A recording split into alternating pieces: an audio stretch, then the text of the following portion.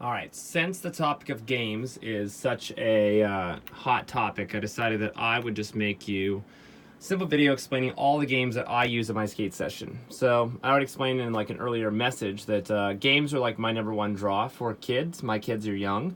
They're usually ages 8 to 12 primarily, even on a Friday and Saturday night, and they live for the games. So first one we always play is the door game.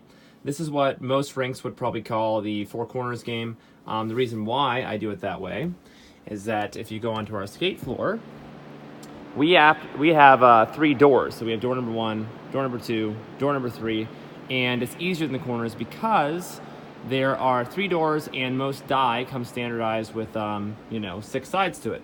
So I usually just would find a big fuzzy die and then I'd rip off some of the numbers so that we would end up with 2 2s, 2 3s, 2 1s, and I use that for my door game. So simple elimination game. They stand at the doors. We roll the big fuzzy die. Number that's rolled is out. We keep doing this till we're down to 1. They skate in between. So everybody knows that one.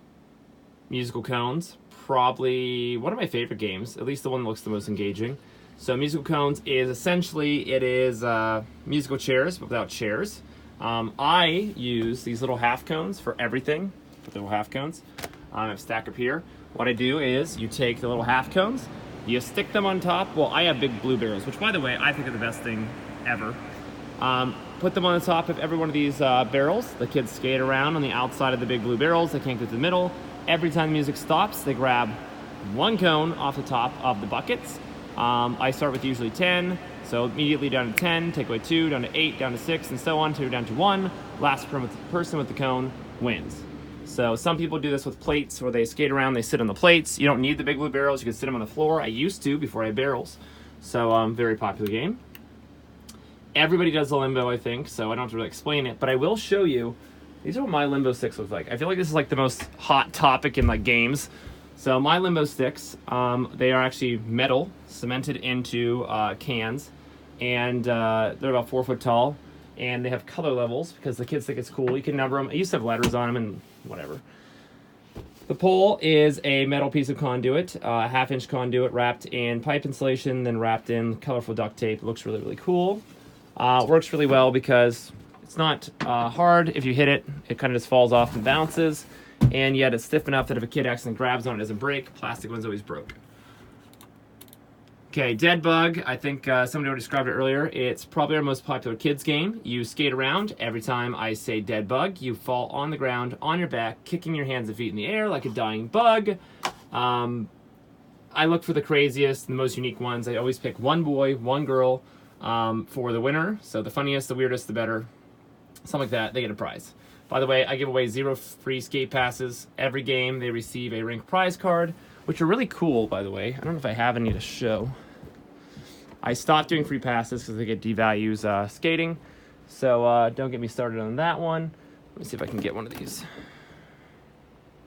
Anyway, all of them say on them free, either 10 free tokens, a slushie, a drink, or a $1 food item. I think I have one in my drawer here, so let's find out. By the way, we use Square. Everybody should use Square. It's probably the best thing in the world. Could do a whole video on that. So, oh, these ones are all beat up. Where's a good one? Okay, here's a good one. Best thing I've ever created. So, on this side, this has all of our information about the rink. Other side, good for one of these free items. Either 10 free tokens, small drink, $1 food item. That's what I give out for everything. It's awesome. Then dodgeball and skates, probably the most popular game by far, at least with Friday nights and Saturday night crowds. I only play it on those nights. I wouldn't play it in an afternoon session. I have phenomenal skaters. All you do is I have them all skate around on the outside of the big blue barrels, or you have a line of some sort, you can skate around it.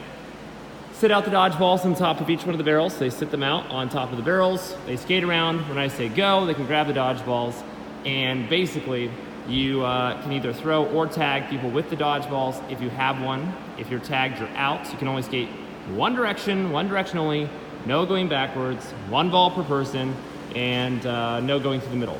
And we keep doing this till we're down to about like 8. Once we're down to about 8 players, I split them up and just kind of put them around the floor. And then I say go. They can skate any direction. until we're down to just 1. And there's 5 minutes, because otherwise, if you go over 5 minutes, it's annoying. So 5-minute limit. I play a timer the whole time they're playing. If they do not have a winner in 5 minutes, well, there's no one. And by the way, I make the floor smaller too. So once we get down to like 1 minute, I put all of them inside that black circle, and then we get down to a winner faster. Cup game is probably most popular as far as the length of lines. You have 2 options. You can either have little cones or 2 cups. I have a location out on my skate floor where I have little stars in the floor. And this is for tall or flexible skaters. So all you have to do is we put out 2 little cups. I have stars, you don't have to. And level 1, 2, 3, and they straddle them on their skates. So skates go around the cups, and they get wider and wider and wider until we get down to a winner. That works really, really well. And then there's more. Well, everybody knows how that works. By the way, for all of you in your more like liberal areas, I've never once in 20 years had anybody like argue about, well, what if they're not a boy or they identify as a girl? I don't give a crap. If you want to skate with the girl, skate, and you identify as a girl, skate as a girl. Don't care. All right, so then we have this, Danger Zone. This one probably is the one that I had the most questions about, and this is how it works. This is actually out of one of the RSA books or something. Divide your floor into 3 sections. So on mine, because I have 3 doors, I have like big circles in between my doors, so I divide it into thirds. So I would have a section 1, a section 2, a section 3. They skate around just like normal. Every time the music stops, they're gonna stop skating wherever they are when the music stops. So they could be in section 1, section 2, section 3. Roll the same big fuzzy dice as the door game. The number that is rolled is out. So you'd say, okay, section 1 is a danger zone. Everybody in section 1 would then clear the floor. The music starts playing again. You keep going over and over and over. And by the way, if you're not using iTunes for your music provider, you should. It's free. I pay for Apple Music. Well, I do pay for Apple Music $10 a month. And realistically, it's great because iTunes has a remote app on your phone. So I DJ by myself with my phone, taking Snapchats, playing the music, and talking all at the same time. And I never come in the DJ room at all. So that's Danger Zone. Get it down to 1 player. Last person wins. 20-second tag is a simple game. 1 person gets like a big fuzzy ball. I have one of these that look like that. And 1 person starts, and they will be trying to tag the other skaters. If they tag them with the ball, they're out. Person with the ball can go through the middle. The rest of them cannot. The 20-second part is, let's say you have a kid that's not tagging anybody and they're too slow. After they don't tag someone for 20 seconds, we blow the whistle, and they have to pass it to somebody different. And this keeps going on until eventually you get a fast enough skater that gets people out, until you're down to 1. Last person not tagged wins. Topsy-turvy trio. You get 3 people in a line, and you whip them around the floor. If it sounds dangerous, it is. So, but they're good skaters. So on the inside, that's a bad picture. They want to actually pull the group around the bend, whipping or creating a whipping action. Every time I say switch, they must go the opposite way, and the entire group and the entire floor is then going the opposite direction. So the person being whipped is now the whipper.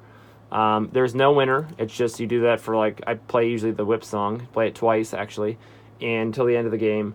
I'd pick this game if we have more experienced skaters. Andy's Coming is based on the Andy's Coming game you might play just like in your house or whatever. You have the kids skate around. Every time I say Andy's Coming, they strike a unique, interesting pose, kind of like they're inanimate objects. And then once I say clear, everybody gets back up. We do this over and over and over again. I pick 1 boy, 1 girl with the most interesting poses to win a prize.